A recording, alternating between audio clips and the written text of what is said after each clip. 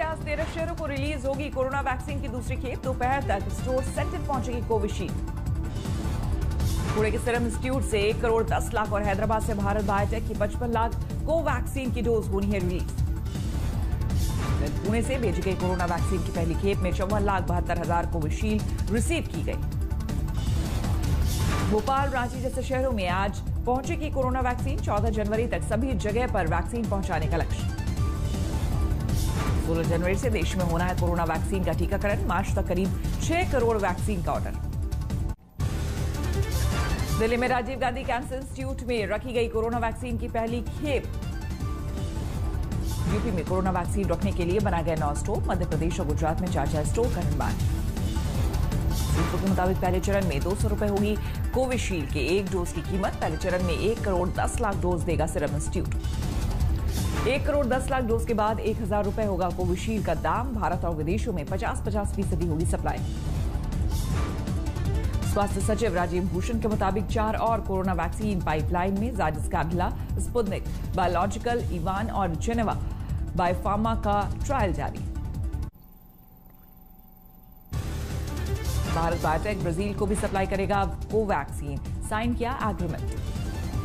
अयोध्या में corona vaccine के टीकाकरण के लिए तैयार की गई सूची में बरती गई लापरवाही। टीकाकरण वाली सूची में मृतक नर्स का भी नाम। वैक्सीन के लाभार्थियों के लिए तैयार सूची में रिटायर्ड नर्स और डॉक्टर का भी नाम। यूपी के स्वास्थ्य मंत्री जय प्रताप सिंह ने दिए जांच के आदेश। सूरत में पतंगों के जरिए दिया जा रहा है संदेश। कोरोना को लेकर बरती सावधानी, खतरे से किया आगाह। मध्य प्रदेश के स्वास्थ्य मंत्री प्रभु राम चौधरी का बयान। 16 जनवरी से किया जाएगा वैक्सीनेशन। टीका किसे लगवाना किसे नहीं, ये जनता की इच्छा पर निर्भर। देश के कई राज्यों में बर्ड फ्लू की दहशत। दिल्ली समेत कई राज्यों में पक्षियों की मौत जारी। उत्तराखंड में भी बर्ड फ्लू ने दी दस्तक। देहरादून और कोटद्वार में पॉजिटिव मिले मृत पक्षियों के सैंपल। राजस्थान में फैला बर्ड फ्लू का संकट। जयपुर में चिड़ियाघर को बंद किया गया। भुवनेश्वर में दर्शकों के लिए बंद किया गया नंदनकानन चिड़ियाघर। बर्ड फ्लू को देखते हुए उठाया गया कदम। जम्मू कश्मीर में भी बर्ड फ्लू की दहशत। पूरे राज्य में जारी किया गया अलर्ट। झाबुआ के कड़कनाथ मुर्गे भी बर्ड फ्लू का शिकार। 2,500 चूजे मरे। कड़कनाथ मुर्गे में बर्ड फ्लू की पुष्टि के बाद झाबुआ में 825 चूजों को मारकर दिया गया दफनाने के लिए जेसीबी से खोदा गया गड्ढा। झाबुआ के इली फार्म हाउस में क्रिकेटर महेंद्र सिंह धोनी ने कड़कनाथ के 2,000 चूजों का दिया था ऑर्डर, लेकिन सप्लाई से पहले चूजों को मारा गया। पश्चिम बंगाल बीजेपी अध्यक्ष दिलीप घोष का बयान। दिल्ली की पुलिस ने मुसलमानों को डराया। बीजेपी शासित प्रदेशों में सुरक्षित है मुसलमान। रिपोर्ट दिएছে তদন্ত করে তারা বলেছে বাংলার মুসলমানরা সবচেয়ে গরিব। তার জন্য কি বিজেপি দায়ী? বিজেপি কি বাংলায় রাজত্ব করেছে কোনোদিন করেনি। आज मोदी कैबिनेट की बैठक सुबह 10:30 बजे का तय है वक्त। कर्नाटक में आज होगा येदियुरप्पा कैबिनेट का विस्तार। 7 नए मंत्री बनाए जाने की संभावना। महाराष्ट्र में सामाजिक न्याय मंत्री और एनसीपी नेता धनंजय मुंडे की बड़ी मुसीबत। एक गायिका ने मंत्री पर लगाया रेप का आरोप। मुंडे ने इसे साजिश करार दिया। अभिनेता सोनू सूद पर होटल में अवैध निर्माण कराने का आरोप। मामले की बॉम्बे हाईकोर्ट में सुनवाई आज महाराष्ट्र के भंडारा जाएंगे राज्यपाल भगत सिंह कोश्यारी। जिला अस्पताल का लेंगे जायजा। 9 जनवरी को अग्निकांड में गई थी 10 बच्चों की जान। किसान आंदोलन का आज 39वां दिन। कल सुप्रीम कोर्ट ने कृषि कानूनों को अस्थायी तौर पर लगाई रोक। देश की सबसे बड़ी अदालत ने बनाई 4 सदस्यों की कमेटी। 10 दिनों के भीतर कमेटी को करनी होगी पहली बैठक। सरकार और किसान दोनों का पक्ष सुनेगी कमेटी। 2 महीने में सुप्रीम कोर्ट को सौंपेगी रिपोर्ट। किसानों ने कमेटी के सदस्यों पर जताया एतराज। कहा नहीं है बात करने का कोई फायदा। 15 जनवरी को अगली रणनीति पर मंथन करेंगे किसान। कई बार देश के अंदर ऐसे मसले आए आ ਜਿਹੜੇ ਕੋਈ ਉਹਨਾਂ ਦੇ ਉੱਪਰ ਕਮੇਟੀਆਂ ਬਣਦੀਆਂ ਵਾ। ਕਮੇਟੀਆਂ ਜਿਹੜੀਆਂ लंबा फैसला ले ਜਾਂਦੀਆਂ। कोर्ट से गठित 4 सदस्यीय कमेटी में भारतीय किसान यूनियन के अध्यक्ष भूपेंद्र सिंह मान, महाराष्ट्र के शेतकारी संगठन के अध्यक्ष अनिल घनावत भी शामिल। International food policy research institute के दक्षिण एशिया के निदेशक प्रमोद कुमार जोशी और कृषि अर्थशास्त्री अशोक गुलाटी भी कमेटी में शामिल। किसानों का आरोप कमेटी गठित कर सरकार मुद्दे को डीरेल करना चाहती है। कानून वापसी तक डटे रहने का किया ऐलान। 26 जनवरी को किसानों की ट्रैक्टर रैली को कांग्रेस से भी मिला समर्थन। कांग्रेस नेता पी चिदम्बरम ने कोर्ट से गठित 4 सदस्यीय कमेटी के सदस्यों पर जताई आशंका। सदस्यों के विरोधाभासी विचारों पर उठाए सवाल। सुप्रीम कोर्ट में सरकार के दावे को आरटीआई कार्यकर्ताओं ने किया खारिज। कहा कृषि कानूनों पर नहीं लिया गया परामर्श। 3 नए कृषि कानूनों को पारित करने के पहले परामर्श लिया गया था या नहीं, इस बारे में दाखिल की गई आरटीआई मिला हैरान करने वाला जवाब। कृषि सहकारिता और किसान कल्याण विभाग ने आरटीआई के जवाब में कहा, मेरे पास पूर्व विधायी परामर्श के बारे में कोई रिकॉर्ड नहीं। केंद्र सरकार ने सोमवार को सुप्रीम कोर्ट में दिए हलफनामे में किया था दावा, कृषि कानूनों को जल्दबाजी में पारित नहीं किया गया। ये 2 दशकों तक चले विचार विमर्श का नतीजा है। आरटीआई से खुलासे पर किया जा रहा दावा, विचार विमर्श बड़े सुधारों के बारे में थे, 3 नए कृषि कानूनों के बारे में नहीं। एमएस कैलाश चौधरी ने सुप्रीम कोर्ट के फैसले पर जताई निराशा। कहा सरकार चाहती थी सभी कृषि कानूनों को लागू करना, लेकिन कमेटी के गठन का प्रस्ताव स्वागत। कांग्रेस नेता शशि थरूर ने किया सवाल, कमेटी के महज 4 लोगों को आखिर कैसे पता चलेगा देश का किसान क्या चाहता है। योगेंद्र यादव ने किया ट्वीट, किसान कमेटी के बजाय किसी भी दिन कृषि मंत्री नरेंद्र सिंह तोमर से बात करना पसंद करेंगे। कांग्रेस प्रवक्ता रणदीप सुरजेवाला का बयान, 26 जनवरी को ट्रैक्टर रैली के लिए स्वतंत्र है किसान। उन्होंने कभी ये नहीं कहा परेड में डालेंगे बाधा। राज्य में कांग्रेस ने बनाई 15 जनवरी को प्रदर्शन की रणनीति, किसानों को समर्थन के साथ महंगाई, पेट्रोल डीजल के बढ़ते दामों का उठेगा मुद्दा। कृषि कानूनों पर छिड़े घमासान के बीच गृह मंत्री अमित शाह से मिले हरियाणा के सीएम मनोहर लाल खट्टर और डिप्टी सीएम दुष्यंत चौटाला। गृह मंत्री से मुलाकात पर बोले सीएम मनोहर लाल खट्टर, हरियाणा बना हुआ है किसान आंदोलन का केंद्र, लिहाजा 26 जनवरी के उत्सव और कानून व्यवस्था पर की चर्चा। पश्चिम बंगाल में खाद्य और आपूर्ति मंत्री ज्योतिप्रिया मलिक का दावा, मई तक टीएमसी ज्वाइन कर सकते हैं 6 से 7 सांसद। अजदुद्दीन ओवैसी ने यूपी में चुनावी कमर कसी, आजमगढ़ का किया दौरा, बनाया संकल्प मोर्चा। संकल्प मोर्चा में ओवैसी की पार्टी एआईएमआईएम, ओपी राजभर की सुहेल देव, भारतीय समाज पार्टी और चंद्रशेखर के आजाद समाज पार्टी समेत 8 छोटे दल शामिल। आजमगढ़ में ओवैसी ने अखिलेश यादव पर किया सीधा वार। कहा मुख्यमंत्री रहते अखिलेश ने मुझे 12 बार यूपी आने से रोका, 28 बार नहीं दी यूपी आने की इजाजत। ओवैसी ने ठोकी ताल, मुझे बीजेपी एजेंट बताने वाले गलत। कहा मैं राजनीति की ऐसी लैला जिसे कई मजनू हैं।